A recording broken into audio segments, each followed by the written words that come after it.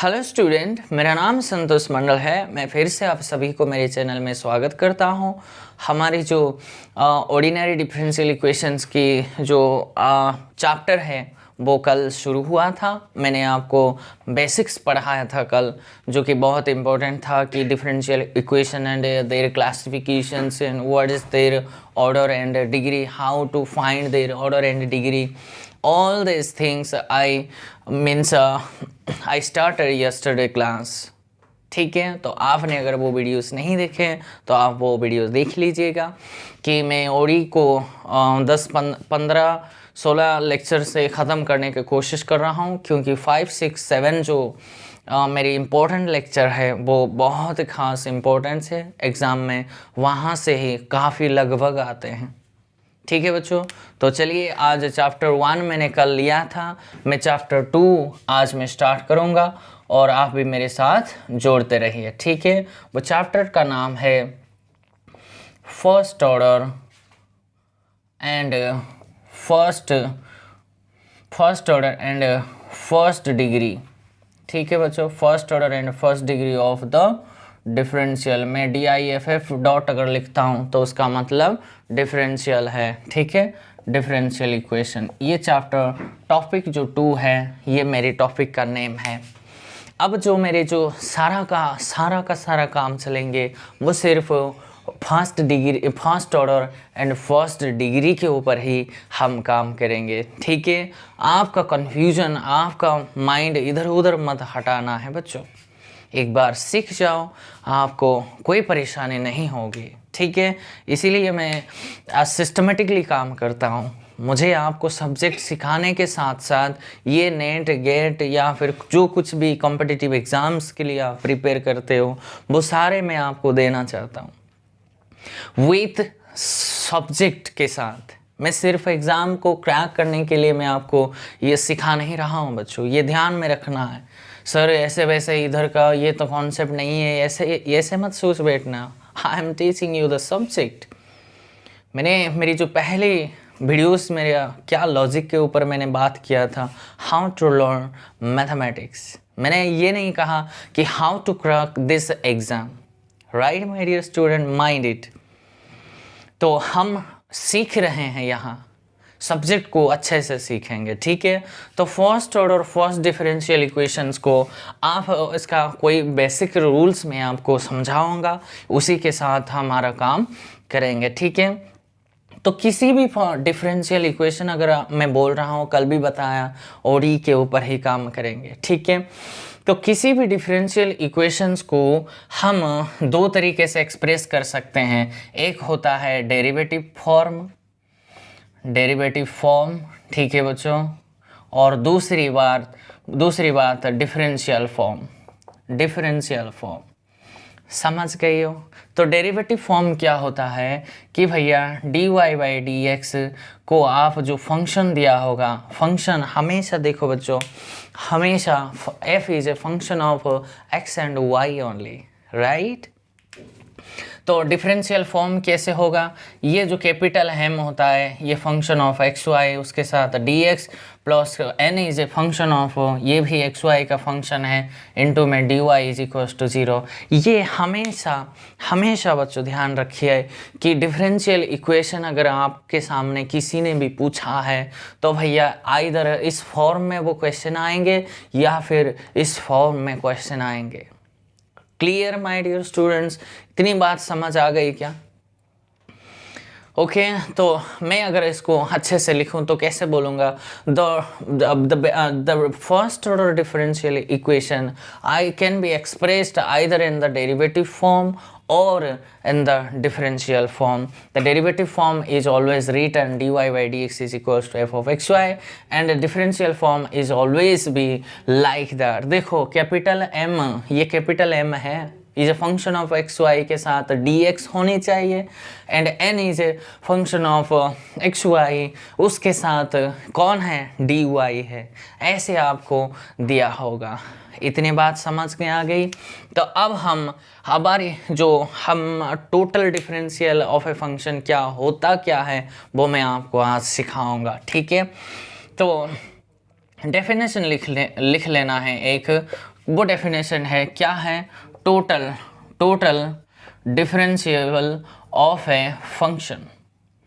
Function का जो total differential होता है वो हमने तो याद रखे हैं कि भैया अगर ये कोई फंक्शन f है तो उसका टोटल डेरिवेटिव को df नोटेशन दिया जाता है, और ये कैसे आता है कि curly f by curly x into D x plus curly f by curly y into D Y. ये जो एक्सप्रेशन होता है ना, इस एक्सप्रेशन को ही हम टोटल डिफरेंशियल किसी भी फंक्शन का, अगर यहाँ फंक्शन की जगह y होता तो y के टोटल डेरिवेटिव्स के कैसे होते हैं, टोटल डेरिवेटिव बोलो या फिर डिफरेंशिएबल बोलो, वो एक ही बात है। ओके माय डियर स्टूडेंट्स, तो डी वाई अगर आपको चाहिए होता तो curly y by curly x into D X, curly y by D Y, curly y into D Y, ऐसे ही आप फाइंड आउट करते। ये तो हमने रट दिए थे, लेकिन होता क्या है, ये जो इतने लिखने का, ये जो आप ऐसे लिख देते थे ना, उस टाइम आपको कोई मीन्स क्वेश्चंस, काउंटर क्वेश्चन आपको किसी ने नहीं पूछा है, इसलिए अगर ये ऐसे दिखाई दे तो वो टीचर्स भी खुश, आप भी खुश। लेकिन ये लिखने का परमिशन कब मिलेंगे बच्चों आपको? कुछ तो आपको डिफाइन करना पड़ेगा ना, ऐसे ही यूँ कि आप सिंबल यूज़ ऐसे कैसे कर सकते हो? डेफिनेशन और फिर से आपने लिखा है ऊपर। मैंने पहली लेक्चर में बताया, अगर जो चीज़ आप एक्सप्रेशन में यूज करते हो उसके बारे में जब तक आप इंट्रोड्यूस नहीं करते हैं मैथमेटिक्स पे, वो डेफिनेशन में आप लिख ही नहीं पाएंगे। नो, ये जो बहुत इम्पोर्टेंट थीम ना बच्चे समझ नहीं पा रहा है, उसको समझाने मीन्स वो समझ नहीं पाएंगे, इसलिए वो ऐसे ही बोल देता है। तो प्रॉपर डेफिनेशन जब बोलते हो, जो चीज़ बोलते हो जुबान में, वो चीज़ आप यहाँ लगाने के परमिशन है भैया।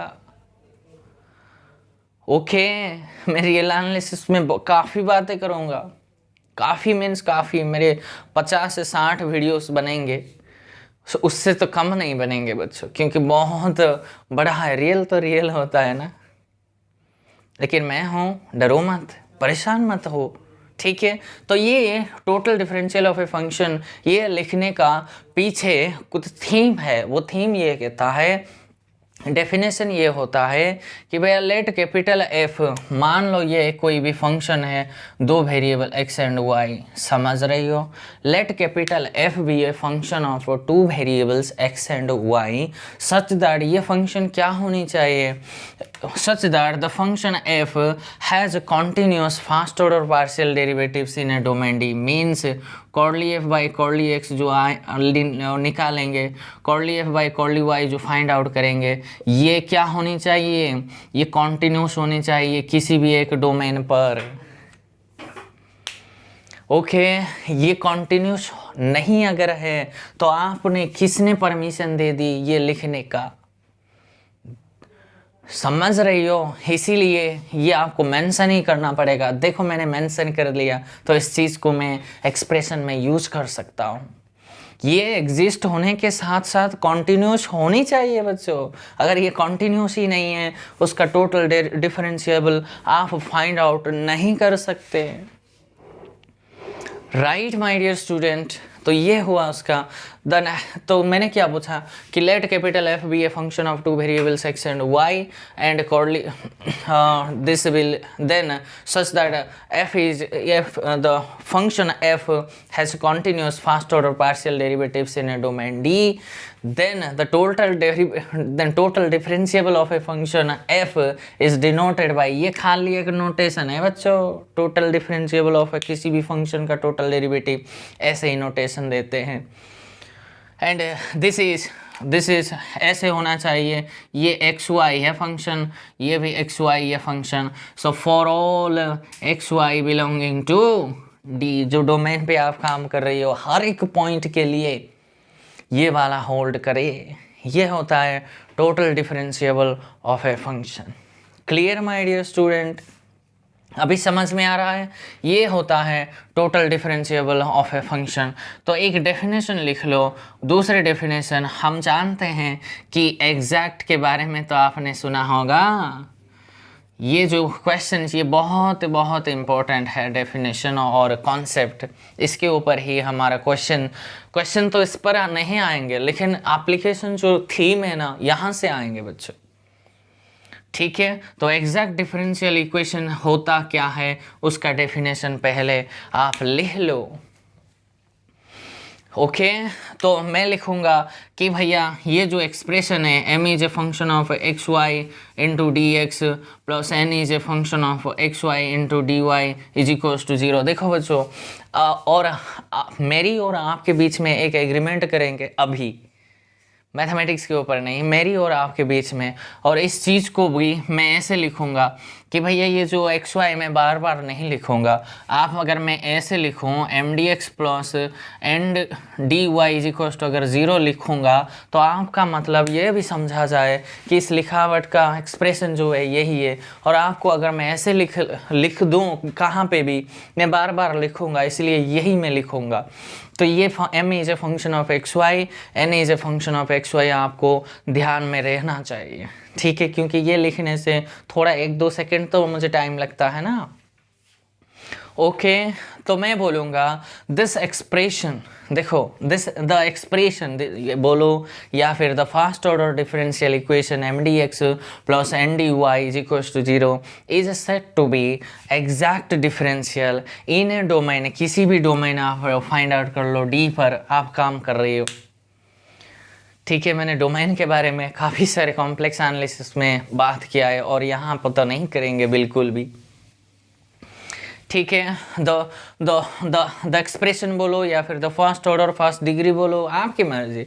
This expression is said to be exact differential in a domain d if, उसके लिए अगर आपको कुछ ऐसे फंक्शन मिल जाए, if there exist a function f of 2 variable x and Y such that, जिसके लिए क्या हो जाए, such that this expression is equals to the total differentiable of a function f for all x y belonging to D। Means हर एक domain के हर एक point of x y के लिए अगर टोटल डेरिवेटिव, फंक्शन का टोटल डेरिवेटिव आप find out कर लो, अगर वो इस एक्सप्रेशन जो दिया हुआ वो डिफरेंशियल इक्वेशन वो अगर इसके बराबर है, तो वो जो डिफरेंशियल इक्वेशन आपने लिया था उसको ही हम एग्जैक्ट डिफरेंशियल कहते हैं।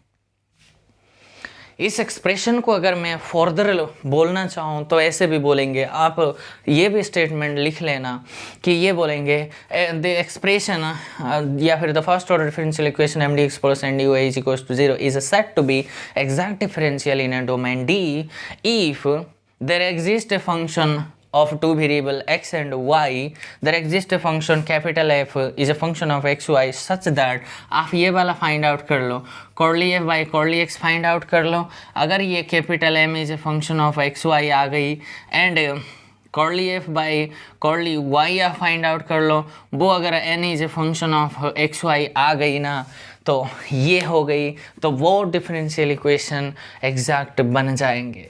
ये कहाँ जाएगा, बोला जाता है, कॉल्ड है, ये डेफिनेशन है। एक तो थ्योरम में दूंगा, वहाँ से तो हमारा काम जल्दी पहुँचेंगे, लेकिन डेफिनेशन से तो पहले समझ लो कि होता क्या है ये। ओके माय डियर स्टूडेंट, बात समझ रही हो? तो ये हो रहा है एग्जैक्ट डिफरेंशियल का मीन्स डेफिनेशन। तो हाँ बोलेंगे सर एग्जैक्ट डिफरेंशियल इक्वेशन का बोलेंगे, if the differential equation this is अगर एग्जैक्ट हो गई, then this differential equation is called exact differential equation in for all x Y belonging to d. बात समझ रही हो? ठीक है बच्चों, तो एक एग्जाम्पल मैं आपको दे दूंगा, उसी के साथ आपका सारे कंफ्यूज दूर हो जाएंगे। ठीक है, चलते हैं बच्चों, मैंने आपके सामने एक एग्जाम्पल ले लूँगा कि मान लो मेरे y square d x plus 2 x y dy is equals to 0 में एक क्वेश्चन लिखता हूँ कि डेफिनेशन से मैं वेरीफाई करना चाहता हूँ कि ये जो डिफरेंशियल इक्वेशन है ये एग्जैक्ट होगा। उसके लिए मुझे चेक करना है दिस एक्सप्रेशन ही, इसके लिए मुझे ऐसा एक फंक्शन मिलना चाहिए ना बच्चों। डेफिनेशन क्या कहता है, ये this differential equation is said to be exact if there exists a function f of two variables। that means मान लो इसके लिए मैं फंक्शन x y स्क्वायर में ले लेता हूँ एक बार, ताकि ये करने से हाँ ये मान लो मैंने देयर एग्जिस्ट ए फंक्शन, ऐसा एक फंक्शन, भैया 2 4 50 भी तो मिल सकते हैं, लेकिन एक अगर फंक्शन मुझे ऐसा मिल जाए जिसके लिए ये मेरी कॉर्ली एफ बाई कॉर्ली एक्स मेरा m के बराबर हो जाए एंड कॉर्ली एफ बाई कॉर्ली वाई मेरा n के बराबर हो जाए, यही तो डेफिनेशन था। तो मेरे पास मुझे बताओ, देखो ये मेरी m d x plus n d y के साथ ये जो डी एक्स के साथ जो मल्टीप्लाई होता है ये वो कैपिटल M होता है, that is why square, and capital N आपके पास 2xy होता है, राइट। सिलेक्शन आ गई ना आपको। तो मुझे बताओ curly f by curly x कितने बन जाएंगे, यहाँ से curly f by curly x अगर with respect to x partially differential करेंगे तो ये वाई स्क्वायर कॉन्स्टेंट बन जाएंगे। तो वाई स्क्वायर तो कॉन्स्टेंट, एक्स की partial derivatives with respect to x 1 होता है, ये m के बराबर हो गई। और विद रिस्पेक्ट टू y अगर करेंगे 2xy is equals to n, यही तो आया। तो देखो भैया ये अगर मैं इसको स्टेटमेंट दे दूं कि भैया इस डिफरेंशियल इक्वेशन के लिए मैंने आपको एक ऐसा फंक्शन दे दिया एक्स वाई स्क्वायर, जो कि ये जो उसका टोटल डेरिवेटिव अगर मैंने किया तो वो इसके बराबर हो गई। इसका टोटल डेरिवेटिव भी कर दो ना कि डी एफ क्या आएंगे, डी एफ आएंगे curly f by curly x into D x plus curly f by कॉर्ली y into D y, रख दो ना। इसका वैल्यू कितना है वाई स्क्वायर, तो y square d x plus में इसका value 2xy into D Y, यही तो है। ये दो डेफिनेशन से मैंने आपको एक क्वेश्चन को वेरीफाई करना सिखा दिया है। आपको इसमें कोई प्रॉब्लम है, कोई एतराज़ नहीं ना? तो ये जो वेरी इंपॉर्टेंट थ्योरम है जो वो अभी मैं देने जा रहा हूँ वो आप लिख लीजिए, ठीक है बच्चों। तो वो थ्योरम आप लिख लेना कि ये बोलता है कि भैया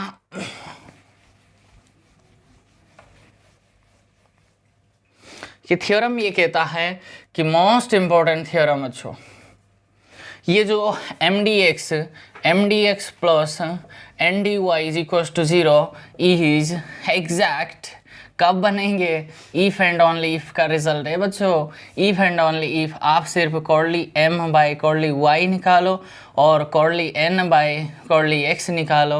अगर ये हर एक x y के लिए किसी भी डोमेन में तो आप डिफाइन करेंगे, ये अगर इक्वल है तो वो डिफरेंशियल इक्वेशन एग्जैक्ट बनेंगे। अगर डिफरेंशियल इक्वेशन एग्जैक्ट है तो ये गारंटी है ये वाला होल्ड करेगा। समझ रही हो? लेकिन इससे पहले मुझे कुछ कंसिडर करना पड़ेगा। तो उसका प्रॉपर थ्योरम का स्टेटमेंट ये बनेंगे, consider the first order differential equation m d x plus n d y is equal to 0 where capital M and capital N are continuous function है, ये continuous function and have continuous first order partial derivatives in domain d. Means ये तो continuous ही है लेकिन उसके जो first partial derivatives है वो भी, यानी कि ये और ये भी कॉन्टिन्यूस होने चाहिए ना। मैंने total differential of a function में बता चुका हूँ आपसे।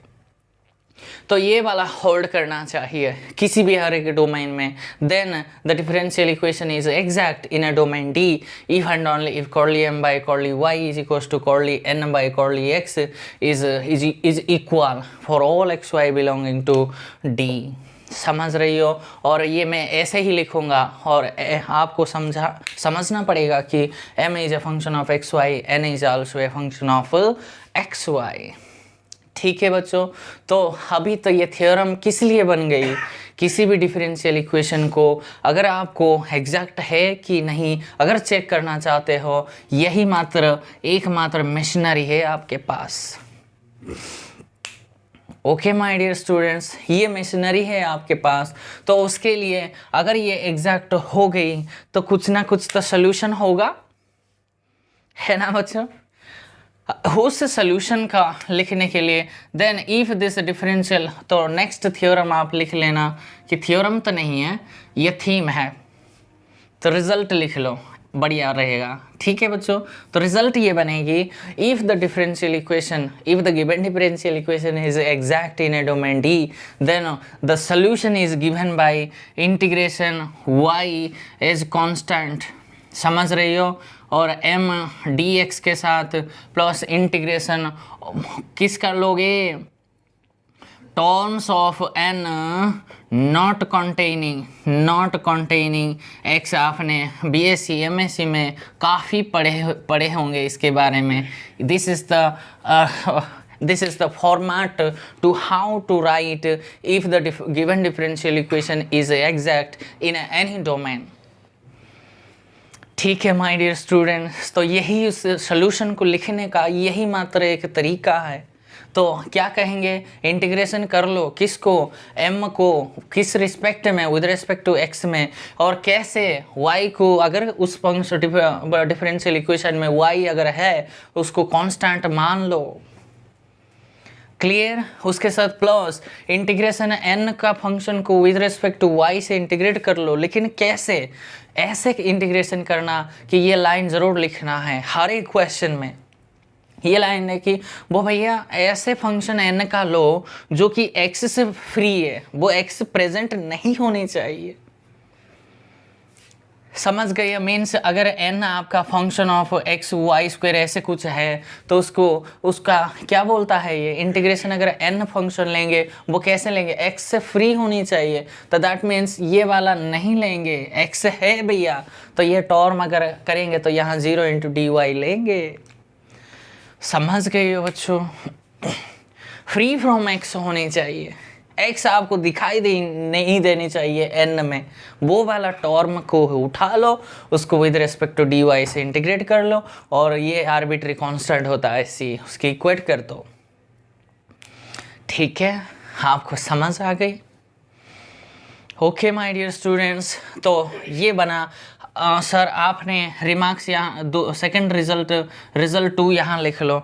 अगर बोलेंगे सर अगर ये डिफरेंशियल इक्वेशन एग्जैक्ट नहीं हुआ तो, बढ़िया सवाल आपने पूछा भैया, डिफरेंशियल इक्वेशन एग्जैक्ट है तो सोल्यूशन है, अगर डिफरेंशियल इक्वेशन एग्जैक्ट नहीं है तो उसके लिए कुछ ना प्रॉपर्टी तो चाहिए।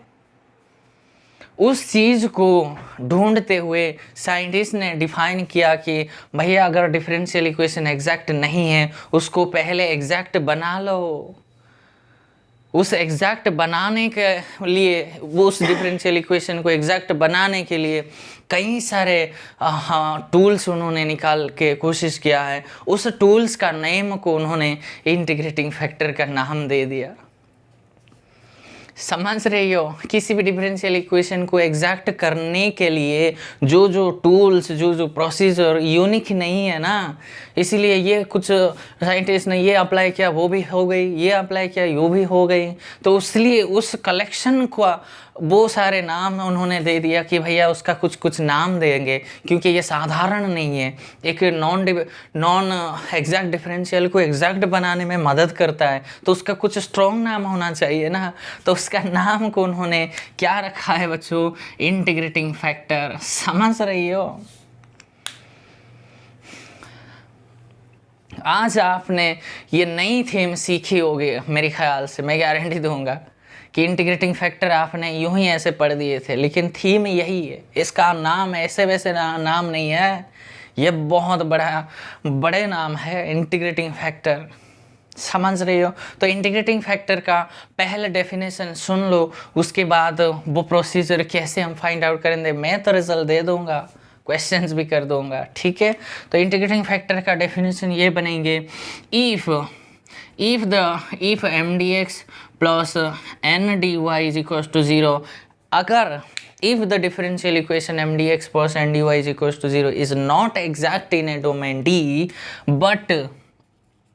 बट उसके साथ अगर कुछ फंक्शन ऑफ ये फंक्शन ऑफ एक्स वाई के साथ m d x plus u is a function of x y into में ये कैपिटल एन है, capital n into D y is equals to 0।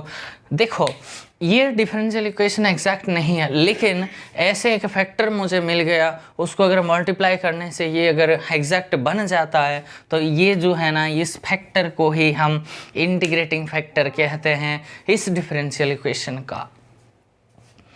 Okay तो बनेंगे if m d x plus n d y is equals to 0 is not exact in a domain d, but the differential equation u m d x plus u n d y is equals to 0 is exact in a domain d, then u of x y is called an integrating factor of the differential equation this. तो एक note लिख लेना, note यहाँ बना के लिख लो कि to finding the integrating factor there is no standard method. ऐसा नहीं है कि इंटीग्रेटिंग फैक्टर फाइंड आउट करने के लिए बहुत ही स्टैंडर्ड मेथड ही है, नहीं, किंतु वहाँ से बढ़िया मैं स्टैंडर्ड मेथड्स आपको फाइंड आउट करना सिखाऊंगा और वहीं से सारा क्वेश्चंस मैक्सिमम 98% क्वेश्चंस उसी मेथड से ही कवर हो जाती है। ठीक है, तो चलिए फिर शुरू करते हैं हमारे काम को। चलिए बच्चों, मैं जितने थीम आपको समझाया उसी के ऊपर मैं एक क्वेश्चंस लिखता हूँ, वो आप नोटिंग कर लेना है कि भैया क्वेश्चन ये कहता है सॉल्व, ये सॉल्व दिया होगा बच्चों आपको, मेन सोल्यूशन फाइंड आउट करना है। तो क्वेश्चन ये है कि x square plus y square into में d x plus y square, ये प्लस है, ठीक है, y square plus 2xy into में d y is equals to 0 मुझे दिया हुआ है। ठीक है बच्चों, तो ये मुझे इस डिफरेंशियल इक्वेशन को मुझे सॉल्व करना है। तो मुझे पहले बताओ ये इसके लिए सोल्यूशन क्या है कि भैया कैपिटल एम क्या है कि भैया x square plus y square होता है, मीन्स डी एक्स के साथ जो मल्टीप्लाई होता है वो कैपिटल एम है, डी वाई के साथ जो मल्टीप्लाई होता है वो कैपिटल एन है। ठीक है, तो ये वाई स्क्वायर प्लस 2xy है, राइट। तो सोल्यूशन फाइंड आउट करने के लिए मुझे क्या करना पड़ेगा भैया, अगर ये डिफरेंशियल इक्वेशन मेरा एग्जैक्ट हो गई तो एक सोल्यूशन मिल जाएंगे, राइट। तो एग्जैक्ट के लिए मैं चेक करूँगा, उसके लिए मैंने एक थ्योरम दे दिया कि भैया सिर्फ कॉर्ली एम बाई कॉर्ली वाई चेक करूँगा। कॉर्ली एम बाई कॉर्ली वाई कितने आएंगे विद रिस्पेक्ट टू वाई करना है, तो ये कांस्टेंट टर्म ट्रीट हो जाएंगे, ये 0, तो ये क्या बन जाएंगे, ये 2y है। और curly n by curly x अगर मैं फाइंड आउट करूँ तो ये कितने बन जाएंगे, ये 0 हो जाएंगे, और ये आपके पास विद रेस्पेक्ट टू x करना है तो 2y ही बन जाएंगे, राइट। देखो therefore clearly curly m by curly y is equals to curly n by curly x हो गई, दैट इज इन प्लेस। अगर मैं इक्वेशन 1 मान लो देन इक्वेशन 1 इज एग्जैक्ट हो गई बच्चों। अगर ये डिफरेंशियल एक बार एग्जैक्ट हो गई, the solution is given by integration कर दो, y एज कांस्टेंट मैंने लिखवा दिया था और मैं बार बार नहीं लिखूंगा, ठीक है। एम डी एक्स को, m का फंक्शन कौन है, x square plus y square है, तो y को कांस्टेंट ट्रीट करके वो लेना है, तो एक्स स्क्वायर एक बार मैं लिख दूंगा, उसके साथ मैं सेपरेट कर दूंगा, प्लस में इंटीग्रेशन वो टर्म लेना है जो एक्स प्रेजेंट एक्स प्रेजेंट है उसको छोड़ देना है। देखो यहाँ से इस टर्म को फोकस करो, इसमें एक्स प्रेजेंट है तो उसको नहीं लेना है, तो बचा कौन है, सिर्फ वाई स्क्वायर है, तो यहाँ वाई स्क्वायर इंटू के साथ d y is equals to c. तो इस इंटीग्रेशन को सॉल्व कर दो, ये सॉल्व करेंगे तो इसका क्या हो जाएंगे कि भैया x³ 3 हो जाएंगे, ये वाई स्क्वायर कॉन्स्टेंट ट्रीट करना है, तो ये तो वाई स्क्वायर कॉन्स्टेंट है और 1 का इंटीग्रेशन है x, right my dear student. Plus में वाई स्क्वायर के ये क्या बन जाएंगे, वाई क्यू बाई 3 और इज इक्वल्स टू सी बन जाएंगे। देखो अगर मैं 3 एलसीएम ले लूँ तो क्या बन जाएंगे, x cube plus 3x y square plus y cube is equals to 3c। इसको एक कांस्टेंट मान लो ना c1 कह के। ये हुआ इसकी proper answer. Right my dear student, ठीक है, ऐसे ही आपको सोल्यूशन करना है किसी भी differential equation. First order first degree के लिए मैं बात कर रहा हूँ बार बार। अगर डिफरेंशियल, देखो ये क्या first order first differential equation नहीं है, इसको आप लिखेंगे dy बाई dx, तो कैसे आप लिखेंगे इस टर्म को, बात समझ रही हो कुछ? तो देखो इसका ऑर्डर भी 1 है, डिग्री भी 1 है, तो फर्स्ट ऑर्डर फर्स्ट डिग्री का डिफरेंशियल इक्वेशन है। तो हाँ, एग्जैक्ट या फिर नॉन एग्जैक्ट के मेथड से ही हम आगे बढ़ पाएंगे। राइट माय डियर स्टूडेंट, तो ऐसे ही आपका काम करते चले जाना है। आगे तो मैं बहुत कुछ सिखाऊंगा, ठीक है? तो चलिए फिर चलते हैं बच्चों। नेक्स्ट क्वेश्चंस में आपको ट्री सिखाऊंगा कि मीन्स एक थीम में आपको सिखाने जा रहा हूँ, वो आप समझ लेना कि x d y x into D y minus y into D x is equals to 0 दिया है, right? X d y minus y d x, समझ रहे हो बच्चों? ये थीम में आपको क्या समझाने जा रहा हूँ वो अच्छे से सीख लेना है। तो मुझे बताओ, सोल्यूशन मुझे करना है। तो सोल्यूशन कैपिटल M क्या है, dx के साथ जो मल्टीप्लाई है माइनस वाई है, एंड कैपिटल N आपके पास x है। तो मुझे बताओ अभी कॉर्ली m बाई कॉर्ली y कितने हैं, -1 है। कॉर्ली n बाई कॉर्ली x आपके पास 1 है। देखो therefore that is implies Corley m by Corley y is not equals to Corley n by Corley x. So therefore that या फिर that is implies, अगर मैं इसको इक्वेशन 1 मान लो, ये अगर इक्वेशन 1 अगर मेरा है, then equation 1 is not exact, right my dear students? ये डिफरेंशियल इक्वेशन एग्जैक्ट नहीं बना, तो सोल्यूशन के बारे में मैं ऐसे उटपटांग से नहीं लिख पाऊँगा। मुझे पहले इस डिफरेंशियल इक्वेशन को एग्जैक्ट बनाना है, तो उसके लिए डेफिनेशन से मैं पहले सिखाऊंगा ना, ये मेरी स्टाइल है। क्योंकि आप ये प्रोफेशन इस गेट नेट एग्ज़ाम को सिर्फ क्लियर करने के लिए अगर यहाँ बैठे प्रिपेयर करते हो, तो वो तो बकवास सी बात हो गई बच्चों। कि आपको ये प्रोफेशन में आ रही हो तो यहाँ आपको एक बार खड़ा होना है, और ऐसे कैसे बच्चे को अगर समझाओगे तो एक तो थीम आपके पास होनी चाहिए, पहली बात तो क्लियर। तो इसीलिए मैं, देखो ये एग्जैक्ट नहीं बना, तो एग्जैक्ट बनाने के लिए इंटीग्रेटिंग फैक्टर का ज़रूरत पड़ा। वो कैसे फाइंड आउट करते हैं वो तो मैं बाद में सिखाऊंगा, लेकिन इंटीग्रेटिंग फैक्टर का डेफिनेशन क्या हो रहा था कि भैया अगर कोई क्वांटिटी मुझे ऐसा u ऑफ x, मुझे ऐसा एक u ऑफ x मुझे अगर मिल जाता है जिसके लिए मैं u के साथ m dx प्लस u के साथ n dy अगर मल्टीप्लाई कर लूँ, ये जो नई डिफरेंशियल इक्वेशन बना ये एग्जैक्ट अगर बन गई तो वो मेरी इंटीग्रेटिंग फैक्टर बन गई। एग्जैक्ट एक बार बनने से पहले, बनने के बाद मैं सोल्यूशन लिख पाऊँगा। क्लियर? तो मुझे ऐसा u ऑफ x मुझे फाइंड आउट करना है, तो उसके लिए आप कहेंगे सर कैसे फाइंड आउट करेंगे, मुझे नहीं पता। उसके लिए तो ऐसे स्पेसिफिक मैनर नहीं है, रूल्स नहीं है, पैटर्न नहीं है। तो मैं मान लेता हूँ मैं इसको 1/x² से मैं मल्टीप्लाई कर लूँगा, देखते हैं क्या होगा। पहली केस मान लो मैंने u ऑफ xy को 1/x² ले ली, तो यहाँ से मल्टीप्लाई कर लो, क्या बन जाएंगे x into x² into D y minus y upon में x² into D x is equals to 0 बन गई। तो ये कैंसिल हो गई ना। सो देयरफॉर अब जो नई m बना, अब ये भूल जाओ, अब ये भूल जाओ, ये आपके कैपिटल नई डिफरेंशियल इक्वेशन बन गई। तो कैपिटल M आपके पास क्या है, माइनस वाई अपॉन में x² एंड कैपिटल N आपके पास 1/x है।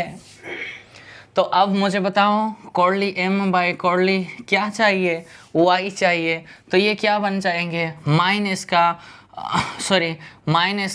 1/x² ये बना, and curly n by curly x आपके पास -1/x² बना। देखो ये दो इक्वल है ना, तो ये जो इक्वेशन अगर मेरा 2 है ये एग्जैक्ट बन गई बच्चों, समझ रही हो। देयरफॉर इसके लिए इंटीग्रेटिंग फैक्टर कौन है मेरा, 1/x² बना। ये एक ब्रैकेट में रख लो। मैं कोई बच्चा कहता है सर मैं इस डिफरेंशियल इक्वेशन को आपने 1/x² से लिया, मैं क्या 1/y² से एक बच्चा अगर मल्टीप्लाई कर लेता है तो क्या बनेगी, ये सेकंड केस हो गई, ये केस 2 हो गई।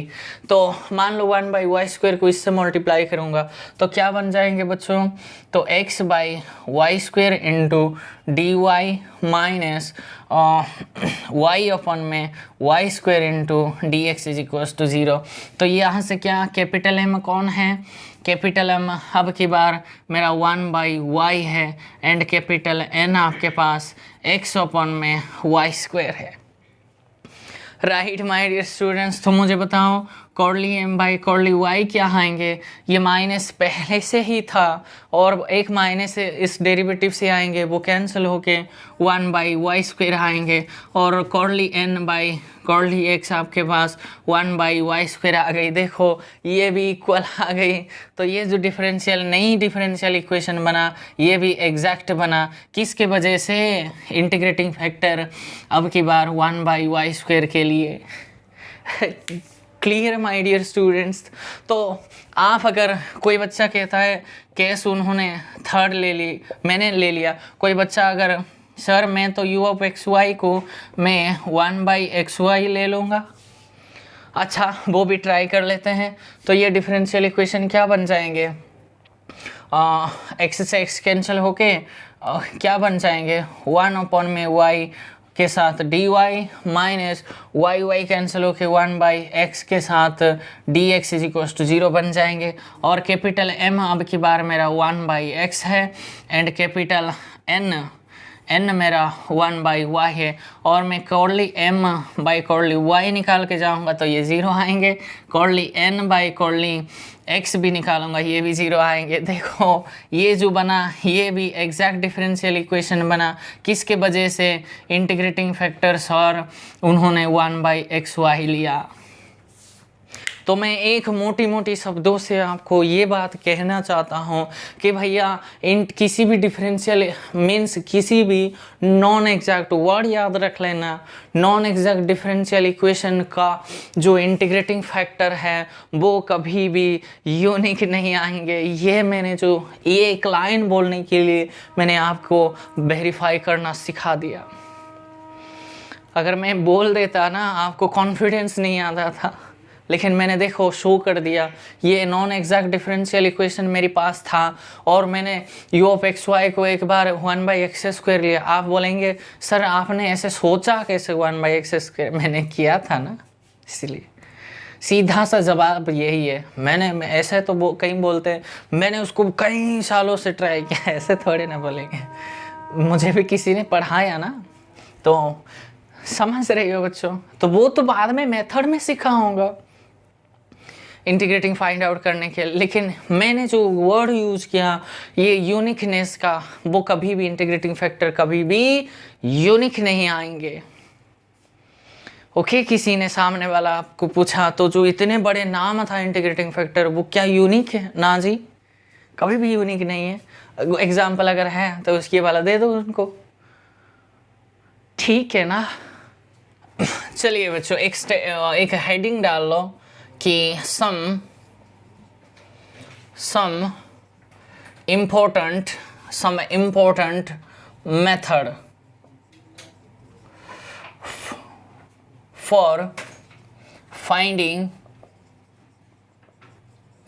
N integrating factor. ये हेडिंग आप लिख लो, ठीक है।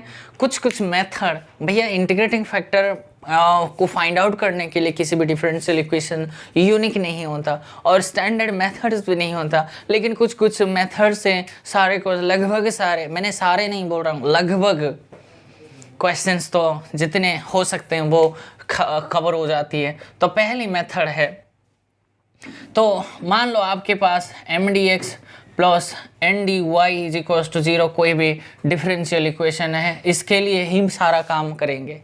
ठीक है, तो ये स्टार में ले लूँगा कि पहली मेथड ये बनेंगे कि भैया आप इस डिफरेंशियल इक्वेशन को देखा कि आपने पहली बार ये ट्राई किया, कैपिटल एम है, ये स्मॉल की जैसा मेरे दिखाई देंगे, लेकिन ये कैपिटल एम के साथ आपने एक्स को मल्टीप्लाई कर दिया। देखो ये तो capital m is a function of x y, लेकिन आपने उसको एक्स से मल्टीप्लाई कर दिया और कैपिटल एन को आपने वाई से मल्टीप्लाई कर दिया।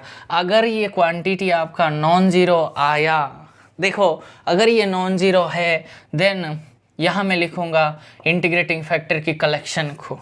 समझ रही हो कि इंटीग्रेटिंग फैक्टर जो आएंगे ना वो हमेशा 1/mx प्लस में ny, ये इंटीग्रेटिंग फैक्टर आपके बन जाएंगे। ओके, ये हुआ पहली केस। अगर ये ईफ में चलेंगे बच्चों सारे, if this quantity then this and if mx plus ny अगर 0 हो गई देन देखो इंटीग्रेटिंग फैक्टर जो आएंगे ना वो इंटीग्रेटिंग फैक्टर जो आएंगे 1/x² या फिर 1/y² या फिर 1/x × y या फिर 1/x² + y², ये भी इंटीग्रेटिंग फैक्टर बन जाते हैं।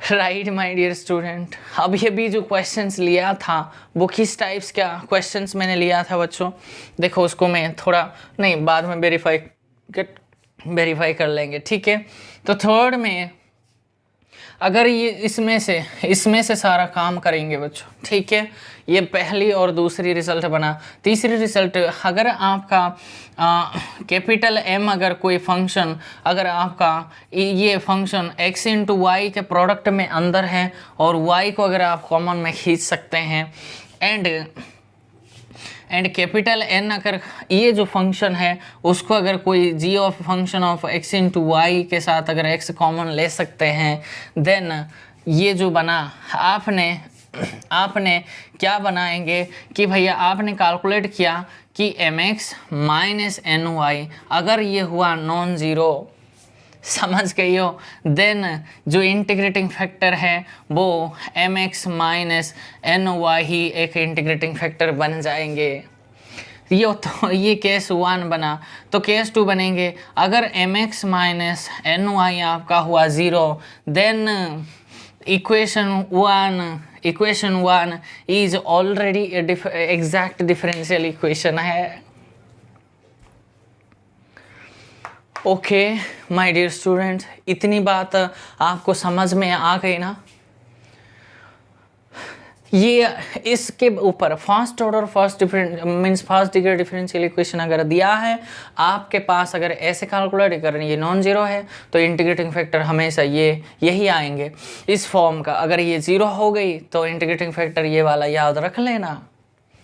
अगर ये आपके फंक्शन m, ये वाला फंक्शन अगर ऐसे कुछ फंक्शन के तौर पे मीन्स अंदर x × y का product function of x y का प्रोडक्ट होनी चाहिए और बाहर में आप y को कॉमन अगर खींच सकते हैं और उसके लिए आपने mx - ny कैलकुलेट किया, अगर ये हुआ नॉन ज़ीरो तो ये आपके इंटीग्रेटिंग फैक्टर बन जाएंगे। अगर हुआ 0 तो ऑलरेडी जो गिवन डिफरेंशियल इक्वेशन है वो एग्जैक्ट है, वो आपने अच्छे से चेक नहीं किया है इसलिए आपको यहाँ तक आना पड़ा।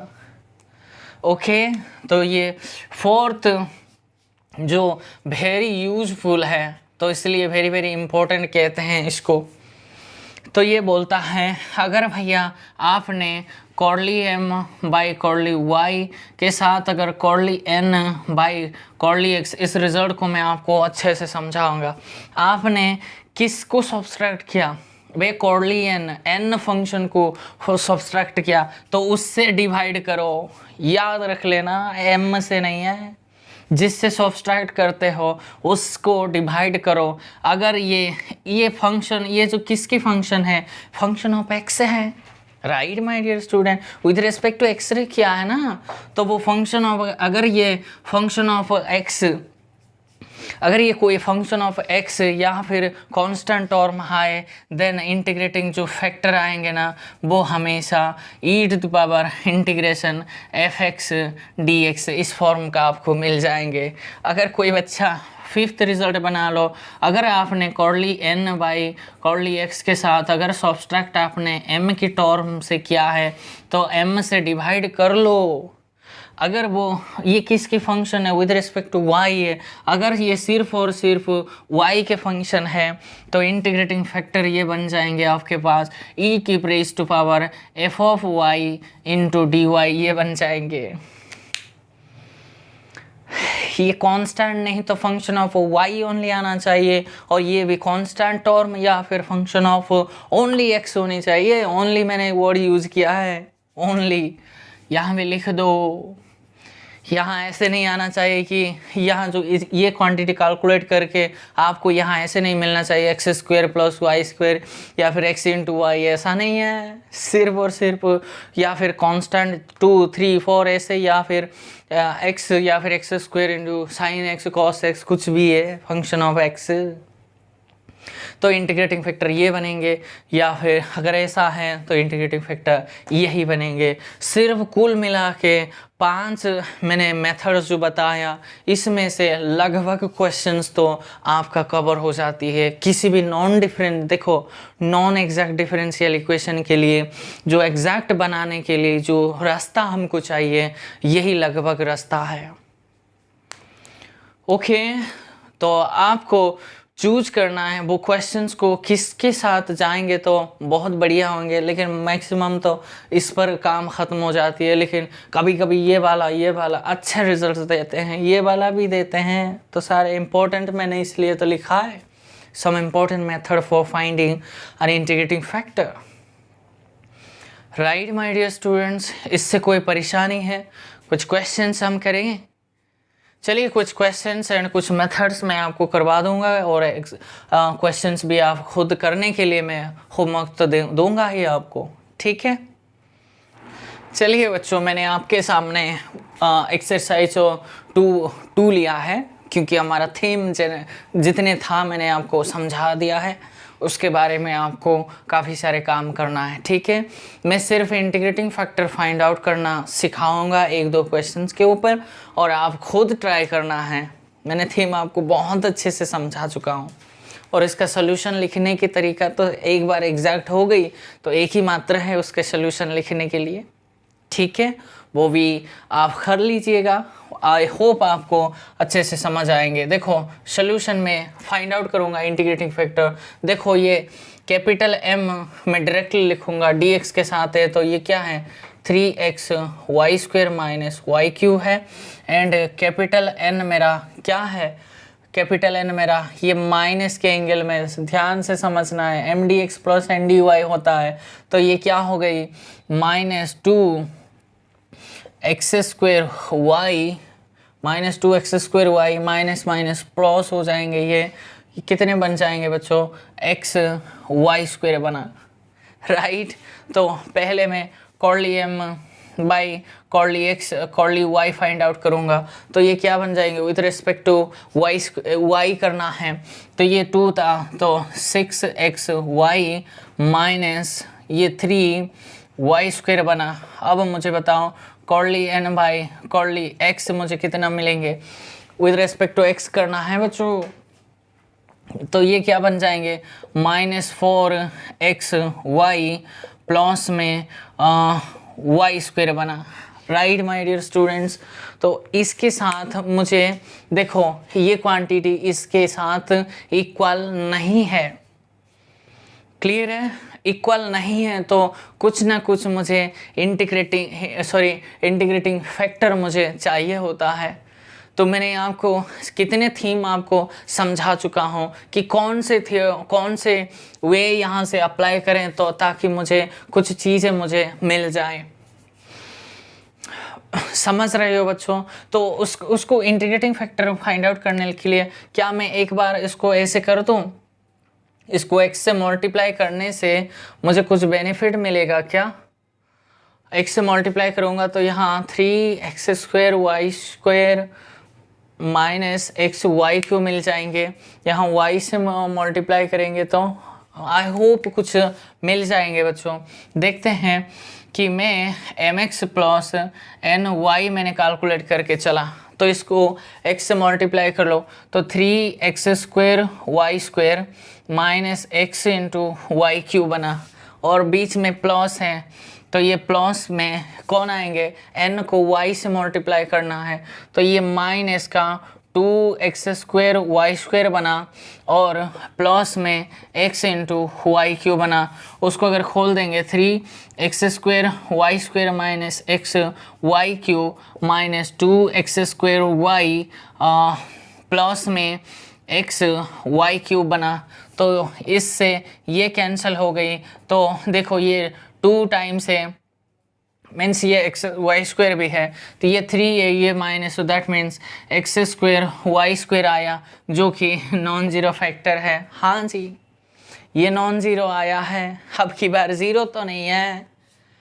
सो देयरफॉर इसके लिए जो इंटीग्रेटिंग फैक्टर बना वो क्या बनेंगे, 1 में mx, इसे ये mx प्लस ny एक बनेंगे, दैट इज़ 1/x² y² एक इंटीग्रेटिंग फैक्टर बन जाएंगे।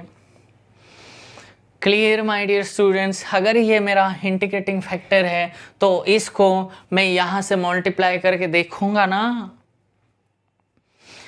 ठीक है। एक बार देखेंगे क्या बच्चों?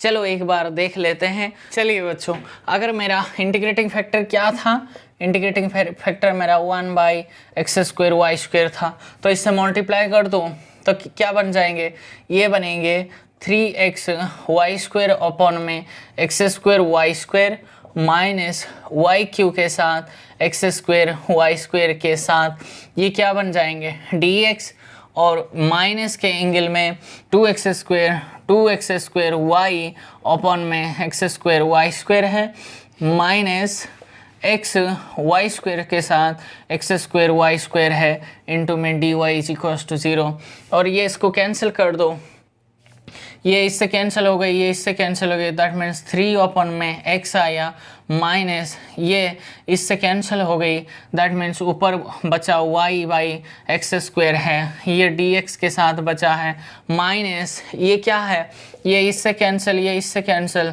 तो 2 अपॉन में y माइनस ये इससे कैंसिल, ये इससे कैंसिल, तो 1 अपॉन में x इंटू में dy इज इक्वल्स टू 0 बना। ये आप देखेंगे ये अब की बार नई m बना और ये कैपिटल N बना, तो आप देखेंगे m आपके पास 3 अपॉन में x माइनस y अपॉन में x² है, n आपके पास माइनस 2/y प्लस में 1/x² है। Clear my dear students? आप देखेंगे अभी curly m by curly y करके चले जाएंगे, अगर जाएंगे तो ये क्या विद रिस्पेक्ट टू y करना है तो ये 1/x² बन जाएंगे, क्योंकि ये 0 बन जाएंगे, y का partial derivative with respect to y ये 1 बन जाएंगे। Right my dear students? तो ये कर्ली n बाई अगर आप कर्ली x करेंगे तो ये तो 0 बन जाएंगे, और ये वाला विद रिस्पेक्ट टू x आपको कैलकुलेट करना है, ये मेरी 1/x ही था, तो ये माइनस का 1/x² बन जाएंगे। देखो ये दोनों इक्वल हो गई। हाँ जी, ये जो नई वाला ये वाला है बच्चों, ये मत सोच बैठना, ये जो आया है ये जो डिफरेंशियल इक्वेशन ये एग्जैक्ट बन गई। एक बार एग्जैक्ट बन गई है तो उसके सॉल्यूशन तो लिखना आपको आएंगे ना। ओके, आई होप मुझे करने की कोई ज़रूरत नहीं है आगे। अगर इसमें भी सॉल्यूशन लिखने में भी किसी स्टूडेंट्स का अगर प्रॉब्लम आती है तो वो बच्चा मुझे पर्सनली कॉल या फिर SMS करके पूछ सकता है, सर मेरे ये नहीं हो रहा है, then I will do all the solutions I wrote on the whiteboard. Okay तो आपको बताना है, तो इतने तो मैं आशा करता हूँ ये आपसे कोई प्रॉब्लम नहीं आएंगे। तो देखिए आप कौन सी प्रॉपर्टी लगाने से आपको वो चीज़ें आसान होती है वो आप खुद कर लीजिएगा, इंटीग्रेटिंग फैक्टर निकाल लीजिएगा और आपको प्रैक्टिस थोड़ा कर लो, ठीक है। तो ऐसे ही आसान सवाल बनते हैं और वो वाला आप देख लीजिएगा और कैसे आप उस सारे सॉल्यूशंस को कर पाते हैं कि नहीं। अगर कोई प्रॉब्लम क्वेरी आते हैं तो आप मुझे बता सकते हैं, ठीक है। तो एक और क्वेश्चंस या फिर 2 क्वेश्चंस का इंटीग्रेटिंग फैक्टर फाइंड आउट करके आज मेरी लेक्चर को मैं एंड करूँगा, ठीक है। चलते हैं बच्चों नेक्स्ट क्वेश्चंस पे। ये तो हो गई, नेक्स्ट क्वेश्चन पे आ जाओ। नेक्स्ट क्वेश्चंस में ये कैपिटल एम है, देखो कैपिटल एम पे आप पूरी तरह थोड़ा ध्यान लगाओ। ये देखो ये भी एक्स वाई में है, एक्स वाई में है, ये भी वाई में, तो देखो सारे में वाई है तो उसको मैं कॉमन ले सकता हूँ ना वाई। तो ये बना एक्स स्क्वायर वाई स्क्वायर और ये बना एक्स इंटू वाई प्लस में 1 बना इंटू में y। क्या ये function of x into y के बराबर नहीं है? राइट ना माय डियर स्टूडेंट। तो ये कैपिटल N भी आपके x को कॉमन ले सकते हो यहाँ, तो ये x square y square minus में एक्स वाई प्लस में 1, ये प्लस है, प्लस में 1 इंटू में x आप लिख सकते हैं, जो कि इसको अगर आप ऐसे भी तो लिख सकते हैं g is a function of x y into में x, राइट। तो मुझे सिर्फ क्या कैलकुलेट करना है भैया, m x minus n y के चेक करना है। अगर ये हुआ नॉन ज़ीरो तो भैया ये जो 1/n अगर ये हुआ non zero then 1/mx minus n y जो बना ये आपके पास एक इंटीग्रेटिंग फैक्टर बन जाएंगे। किसके लिए? इसके लिए। आप वो कैलकुलेट करके देखो, इस पूरे को x से मल्टीप्लाई कर लो, देखेंगे अगर इसको x से मल्टीप्लाई करेंगे तो पहले तो था ये वाला x से मल्टीप्लाई कर लो कि भैया ये बनेंगे x cube y cube plus में x square y square plus में एक्स वाई माइनस में इसको क्या करना है y से मल्टीप्लाई करना है, तो x cube y cube minus minus ये प्लस बन जाएंगे, एक्स स्क्वायर वाई स्क्वायर ये प्लस बन जाए ये प्लस, राइट ना।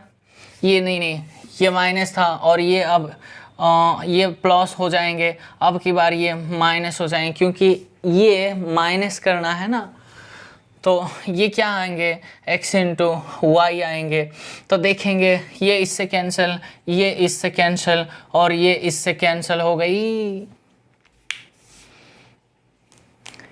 ये 0 आ गई। अब बच्चों अगर ये 0 आ गई ना, देखो ये ऑलरेडी एक एग्जैक्ट डिफरेंशियल इक्वेशन है, नहीं तो ये 0 नहीं आने वाला था। थोड़ा वेरीफाई करेंगे बच्चों, ये इससे x से मल्टीप्लाई करेंगे, x cube y cube plus x square y square plus x y और माइनस में minus x cube y cube minus minus plus minus x into y, right. ये क्या हो गई 0 आ गई। तो भैया ये ऑलरेडी एक एग्जैक्ट डिफरेंशियल इक्वेशन ही है। अगर ऐसा है ना तो देखेंगे क्या ये सच में एग्जैक्ट डिफरेंशियल इक्वेशन है कि कर्ली m बाई मुझे कर्ली y कैलकुलेट करके चेक करूँगा ना एक्चुअली में है कि नहीं। तो ये क्या बन जाएंगे 3x स्क्वायर वाई स्क्वायर है प्लस में 2x y है प्लस में ये 1 है, राइट। तो curly n by curly x में कैलकुलेट करूँगा तो ये क्या बन जाएंगे 3x स्क्वायर वाई स्क्वायर है। अच्छा माइनस का ये विद रिस्पेक्ट टू क्या मुझे करना है विद रिस्पेक्ट टू x करना है ना, तो 2x इंटू वाई है प्लस में 1 आ गई। क्या ये इक्वल है? ना जी, कुछ तो मिसिंग है बच्चों। क्वेश्चंस में मैं थोड़ा देखूंगा, ठीक है बच्चों। नहीं क्वेश्चंस में कुछ प्रॉब्लम नहीं है बच्चों, ये जो मैंने लिखा है ना सॉरी, आई एम सॉरी, ये तो ज़ीरो नहीं आएंगे ना, मैंने किसको काट दिया है भैया, ये कैसे कैंसिल हो जाएंगे, ये तो प्लस क्वांटिटी है ना। ठीक है, वो मेरी गलती है, आप देख लीजिए, ये x square plus y square, that means ये x square y square 2 times आया है, तो ये क्वांटिटी देखो नॉन ज़ीरो आया है। क्लियर, तो मैं फ्लो में काट दिया था उसको। ठीक है, समझ रही हो बच्चों। तो ये नॉन ज़ीरो आया, दैट मीन्स इस जो डिफरेंशियल इक्वेशन के लिए जो इंटीग्रेटिंग फैक्टर बना, देयरफॉर इंटीग्रेटिंग फैक्टर क्या बनेंगे, 1 अपॉन में m x minus n y, that means 2x square y square आएंगे। यानी कि इस क्वांटिटी से अगर ये पूरे आप मल्टीप्लाई करेंगे ना, जो नई डिफरेंशियल बनेंगे वो आप चेक करेंगे, वो हमेशा एग्जैक्ट आएंगे, और फिर एग्जैक्ट आने के बाद उसका सलूशन आप लिख सकते हैं। ठीक है, चलिए फिर ओके, ये वाला क्वेश्चंस भी आप कर सकते हैं, इसी की टाइप है, इसी के टाइप नहीं है, आपको ये थोड़ा करना है, चेक कर लीजिएगा। मैं इस क्वेश्चन को एक बार करके आज मैं ख़त्म कर दूंगा। ये 4th क्वेश्चन है। ठीक है, 4th क्वेश्चन में कैपिटल M कौन है, y साइन 2x है। ठीक है, और कैपिटल N आपका ये -1 minus y square minus cos square x है।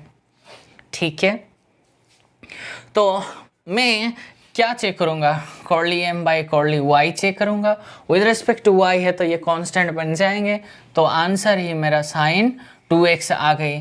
तो कॉर्ली n अपॉन में कॉर्ली x जब करूँगा ये क्वांटिटी तो ज़ीरो बन जाएंगे, और इसका क्या बन जाएंगे, माइनस तो पहले ही था, ये इसका derivative 2 time cos x into में, और कॉस का डेरिवेटिव माइनस साइन एक्स बन जाएंगे, ये प्लस ये माइनस भी ख़त्म हो गई, और ये साइन एक्स बना। ये इसका फॉर्मूला आप जानते हैं, 2 कॉस ए इंटू साइन ए का फॉर्मूला होता है, साइन 2x का फॉर्मूला है। राइट माय डियर स्टूडेंट, तो इसी से आपको क्या ये दोनों इक्वल है, नहीं जी, तो देयरफॉर इक्वेशन ये जो differential equation is not exact नहीं है। तो एग्जैक्ट अगर नहीं है, वो कुछ ना कुछ मीन से इंटीग्रेटिंग फैक्टर आपको मिला होगा, तो वो हम फाइंड आउट करते हैं। भैया देखो, इससे अगर मैं सब्ट्रैक्ट कर दूं तो मुझे किससे डिवाइड करना पड़ेगा, इस क्वांटिटी से डिवाइड करना पड़ेगा, जो कि महाभारत हो जाएंगे। समझ रही हो बच्चों, ये मैंने जो लिखा है वो सही लिखा ना, कि माइनस तो पहले ही था, और कॉस स्क्वायर एक्स का derivative 2 cos x into minus sine x, ये बिल्कुल सही है। ठीक है, तो अब मैं चेक करूँगा कि भैया मैं इससे डिवाइड करना चाहता हूँ या फिर इससे करो, कोई दिक्कत नहीं ना। फंक्शन ऑफ क्या आना चाहिए बच्चों, मैं इससे अगर डिवाइड करूँ, इससे अगर सब्ट्रैक्ट करूँ तो मुझे n से डिवाइड करना पड़ेगा, यानी कि इससे, और वो फंक्शन ऑफ x आना चाहिए। ओके, तो चलिए फिर देखते हैं इसका मैनिपुलेशन क्या हो सकता है। देखिए, तो मैं कर देता हूँ, कॉर्ली m अपॉन में कॉर्ली y माइनस कॉर्ली n अपॉन में कॉर्ली x। अगर मैं ऐसा करूँगा तो n से डिवाइड करना पड़ेगा, राइट। तो मुझे यहाँ का वैल्यू रख दो, कॉर्ली m बाई कॉर्ली y का वैल्यू होता है साइन 2x माइनस ये भी साइन 2x है, और ये क्या बन जाएंगे, n आप डिवाइड करेंगे, माइनस का time 1 plus y square plus cos square x है। क्या ये वैल्यू 0 हो गई, ये कांस्टेंट नंबर है, देयरफॉर इंटीग्रेटिंग फैक्टर क्या हो जाएंगे, देयरफॉर इंटीग्रेटिंग फैक्टर आपके पास e to the power integration fx है, fx इंटू dx बन जाएंगे, क्योंकि ये x की फंक्शन है। तो ई टू द पावर क्या बन जाएंगे, इंटीग्रेशन में fx का वैल्यू कितना है 0 dx, और ये 0 का इंटीग्रेशन तो भैया 0 होते हैं, तो ई टू द पावर 0 हो गई, तो उसकी वैल्यू 1 आ गई, राइट। तो इंटीग्रेटिंग फैक्टर तो 1 हो ही नहीं सकता, ठीक है बच्चों, क्या कुछ गलती हो रहा है क्या? चलिए बच्चों देखो क्वेश्चंस में क्या मिस्टेक था ये वाला आप करेक्ट कर लो। मैंने ये क्वेश्चंस गलत लिख दिया था, ये माइनस में है, ठीक है। तो ये क्या बन जाएंगे, ये अब की बार प्लस बन जाएंगे और यहाँ माइनस में आ जाएंगे। एक ही गलती हुआ है, ठीक है। तो एक गलती से तो सारे क्वेश्चंस गड़बड़ हो जाते हैं ना बच्चों। तो यहाँ से मैं मिटा दूंगा एक बार और आपको अच्छे से मैं क्वेश्चंस को सॉल्व करवा दूंगा। ये माने ये हो गई। आप अगर आपके पास दो ही रास्ता है, आपके पास अगर आप curly m by curly y के साथ कर्ली n अपॉन में कर्ली x डिवाइड अगर करते हो तो उसको n से करना होगा, और दूसरी रास्ता कर्ली n अपॉन में curly x minus curly m upon में कर्ली y अगर करोगे तो m से आपको डिवाइड करना पड़ेगा, राइट। तो अब इसका वैल्यू रख दो ना, ये अगर आप करेंगे तो ये क्या बन जाएंगे, ये साइन 2x माइनस माइनस ये प्लस हो जाएंगे, साइन 2x बन जाएंगे, और डिवाइड में वो वाला -1 माइनस वाई स्क्वायर प्लस में कॉस स्क्वायर x, जो कि ये वाला तो ऊपर बन जाएंगे, इसको कैंसिल आउट करके कभी भी फंक्शन ऑफ x आपको नहीं मिलेंगे। तो ये जो रास्ता आपने अपनाया ये गलत हो जाएंगे, ठीक है माय डियर स्टूडेंट्स। तो ये जो रास्ता आपने अपनाया वो गलत हो जाएंगे। इस रास्ते पे मैं चलूँगा तो curly n by curly x कितना है, माइनस साइन का 2x है, राइट, और इसका माइनस में साइन 2x है, और डिवाइड किससे करना पड़ेगा, m से। m है मेरा y इंटू साइन 2x है, तो इसको सॉल्व कर लो। -2 साइन 2x अपॉन में y इंटू साइन 2x है, साइन 2x से साइन 2x हुआ कैंसिल, तो ये क्या आया -2 अपॉन y। क्या ये फंक्शन ऑफ y है? हाँ जी बिल्कुल है, it is a function of y है। तो इंटीग्रेटिंग फैक्टर मुझे बताओ, इंटीग्रेटिंग फैक्टर आपके पास e to the power integration f of y into dy बन जाएंगे, राइट। मैं यहाँ लिख दूंगा कि भैया that is implies e to the power integration में माइनस तो पहले था तो -2 अपॉन में y dy, right my dear students. तो इसको अगर मैं फर्दर लिखूं तो ये क्या बन जाएंगे, e टू द पावर -2 एक कांस्टेंट है, 1 बाई y का इंटीग्रेशन क्या है, ln y होता है, राइट माय डियर स्टूडेंट्स। तो इसको अगर मैं लॉन प्रॉपर्टी लगाऊं तो e to the power ln 1 by y square बन जाएगी, और अगर मैं लॉन ले लूँ बोथ साइड तो ये कैंसिल होके 1 अपॉन में वाई स्क्वायर बन जाएंगे। तो इंटीग्रेटिंग फैक्टर आपके पास 1 अपॉन वाई स्क्वायर आ गई। तो ये इसको जाके यहाँ अगर आप मल्टीप्लाई करके सॉल्व करेंगे ना, वो आपका सारे क्वेश्चंस आसानी से सॉल्व होते चले जाएंगे। ओके, ये हुआ आपके सारे क्वेश्चंस को आप खुद से करना है, और जो क्वेश्चंस आपसे नहीं होगा मैं आपको, अगर आपके कमेंट या फिर कोई व्हाट्सएप में भेजेगा, वो सारे क्वेश्चंस के आंसर आपको मिल ही जाएंगे, ठीक है, राइट माय डियर स्टूडेंट्स। ये वाला थीम समझ में आ गई। ये वाला अगर ऐसा होता तो माइनस में रह जाता, क्योंकि ये क्या होंगे, कॉस स्क्वायर का 2 cos x हो जाएंगे इंटू cos x का डेरिवेटिव तो माइनस साइन x होता है। ओके, तो आज के लिए बस इतना ही है। इसमें आपको मैंने काफ़ी सारे इंटरेस्टिंग थीम आपको समझाया। नेक्स्ट चैप्टर में हम और काम करेंगे, वो ख़त्म होते ही मेरी इम्पोर्टेंस कॉन्सेप्ट पे हम जंप कर लेंगे, ठीक है। तो आज के लिए बस इतना ही है, आपको सारा काम करना है। Thanks for watching my video.